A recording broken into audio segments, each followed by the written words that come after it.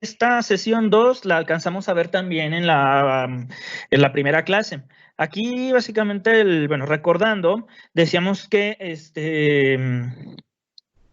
que existen dos medidas, digamos, una medida para la población y otra medida para la muestra. Recordarán que la medida o una medición que realizamos sobre una población es un parámetro y las mediciones que realizamos sobre la muestra son estadísticos. ¿Sí? Entonces, las dos mediciones que vamos a estar manejando son principalmente la media y la desviación estándar. Entonces, aquí veíamos las diferencias entre uno y otro, donde decíamos que la media de la población, bueno, perdón, la media de la muestra tendía a parecerse a la media de la población, que es lo que vemos aquí. Esta E de X rayita, es decir, la media muestral, que es la X rayita esperada, es igual a la mu o a la m griega, ¿no? Donde m es la media poblacional. Entonces, recapitulando, pues nosotros vamos a esperar que la media de la muestra se parezca a la media de la población.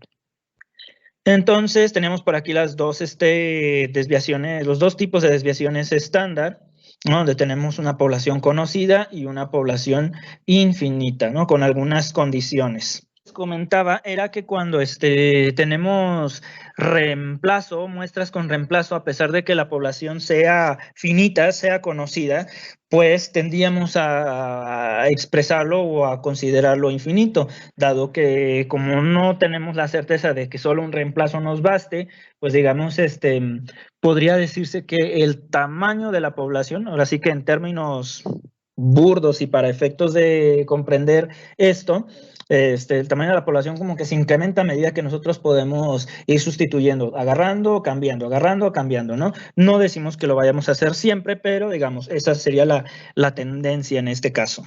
Bueno, tenemos aquí nuestros dos tipos de desviaciones estándar.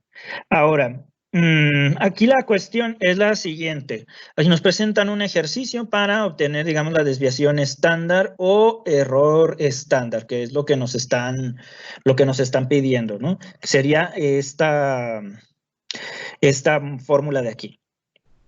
Bien, entonces aquí está la solución y presenta el resultado de la desviación. Ahora, otro tema que vimos en esa ocasión, de manera rápida, fue el teorema del límite central. Y esto, recordemos que lo que nos decía es que a medida que la muestra o que una población dada, una muestra va aumentando de tamaño, cada vez que hay más elementos que contamos adentro de esa población, como que los datos tendían a reunirse alrededor de un punto dado. Entonces, en este caso, lo podemos ver aquí. A medida que se va aumentando más población o se van aumentando más miembros a la muestra, la distribución de ellos va cambiando al punto en el que si nos fijamos, aquí está todo aplanado. Aquí se empieza como a centrar, empieza a hacerse el piquito, que significa que todos se están concentrando allí. Y mientras más elementos se juntan, pues vemos que ese piquito se concentra todavía más. Vemos cómo todo gravita alrededor de ese punto, que es el centro, ¿no? La media. Mismo caso aquí, vemos una población con muy pocos elementos, entonces observamos una distribución media extraña aquí. Y nuevamente, a medida de que vamos aumentando el número de elementos a la muestra, la distribución va cambiando y vemos cómo ahora hay pocos elementos aquí, pocos elementos acá y empiezan a juntarse en este punto. Vamos a ponerle una cara más concreta. Supongamos que estamos hablando de edades de personas. Aquí agarramos a lo mejor 5 personas y vemos que la distribución de edad quedó así, extraña. Luego aquí agarramos 50 personas y entonces ya más o menos empezamos a ver la distribución. Aquí agarramos 100 personas y ya empieza a tomar esta distribución. Vemos que a medida, mientras más personas juntamos, vemos que la edad empieza a centrarse, empieza a concentrarse en un determinado punto. ¿Sí? Que eso tiene que ver pues con la probabilidad de que encontremos a las personas de una determinada edad.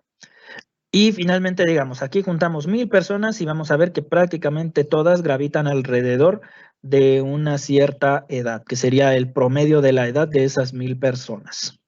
Eso es lo que nos dice el teorema del límite central. Mientras más datos agregamos, sus valores tienden a gravitar alrededor de un valor, que en este caso es la media, y se ubica al centro de la distribución.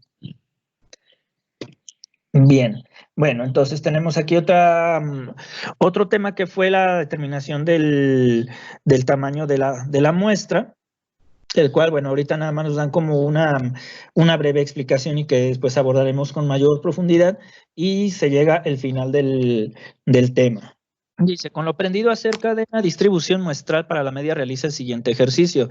Tenemos una desviación estándar poblacional de 25. 25 que pues no sabemos, solo sabemos que son 25 unidades. Y dice, calcule el error estándar de la media con muestras de tamaño 50, 100, 150 y 200. ¿Qué puede decir acerca del error estándar de la media conforme el tamaño de la muestra aumenta? Pues bien, vamos entonces a abordar el problema. Solo recordar, si nos vamos a la presentación.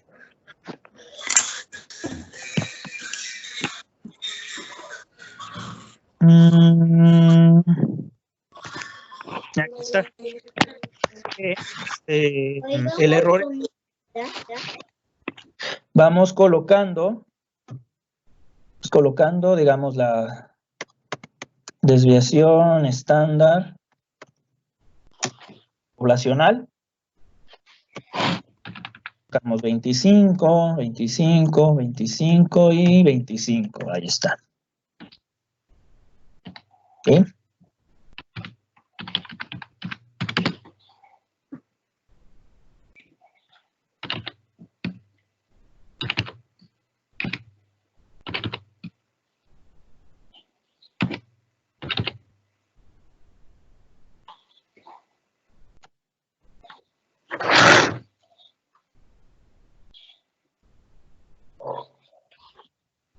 Bien, luego vamos a ir colocando entonces nuestros casos. Cada uno de nuestros casos son estos tamaños de muestra. Entonces tenemos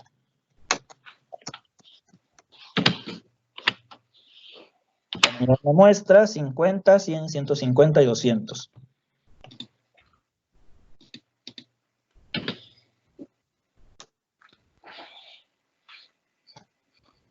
Nuestra última fila va a ser el error estándar.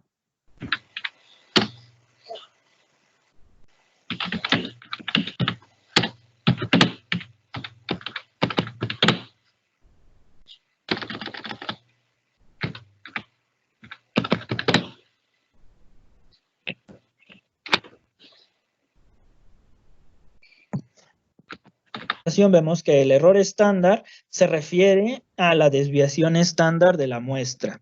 Entonces, ese es el primer paso para determinar nuestra formulación. Aquí, digamos, el problema, entre comillas, es que si fuera una población finita, nosotros conoceríamos el número de la población que hay. Sin embargo, en el ejercicio no nos presenta. No, efectivamente, no nos presenta cuál es el tamaño de la población. Por lo tanto, digamos que hasta por eliminación se queda que tenemos que utilizar esta fórmula de aquí, la desviación estándar muestral de una población infinita. Entonces, dice que es la desviación estándar de la población entre la raíz de n minúscula, que es el tamaño de la muestra. Entonces, dicho lo anterior, colocamos la desviación estándar de la población entre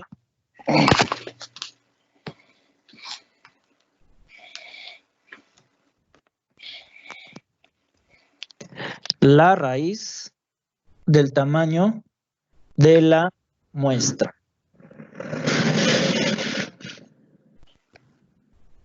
Ahí lo tenemos.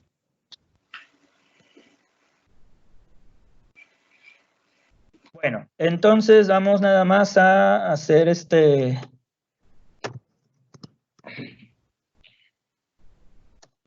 y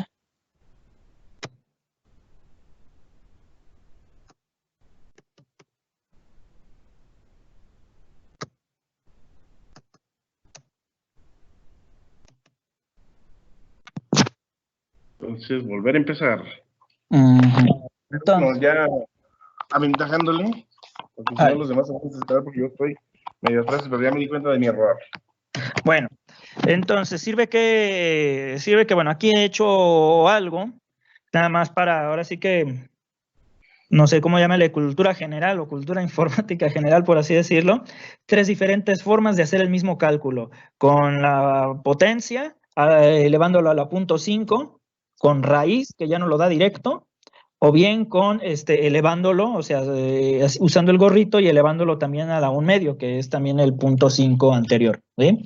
Entonces, como vemos, son 3 formas de hacer el mismo resultado, de hacer el mismo cálculo, nos da el mismo resultado, y entonces ya para acelerarlo, pues solo lo tiramos, ¿no? Ojo, hay que procurar que todo esté, digamos, seguidito, ¿no? Que las celdas se correspondan para evitar que nos dé el error que le salía a Fernando. ¿Qué puede decir acerca del error estándar de la media conforme el tamaño de la muestra aumenta? Vemos, aquí está aumentando. Exactamente. Entonces, lo que podemos decir es que mientras el tamaño de la muestra aumenta, el error estándar disminuye. Perfecto, así es. Eso es lo que respondemos. Pero ahora reflexionemos, ¿por qué pasa esto? ¿Alguna idea de por qué pasa esto? Yo, profe, porque entre mayor número de datos es mayor la precisión y el error estándar se reduce. Efectivamente, digo, palabras más, palabras menos es eso. Es decir, tenemos, digamos, que mientras más datos tenemos en la muestra, pues tenemos más información para obtener, para poder determinarlo. ¿Sí? Efectivamente, esa es la idea básica, compañeros.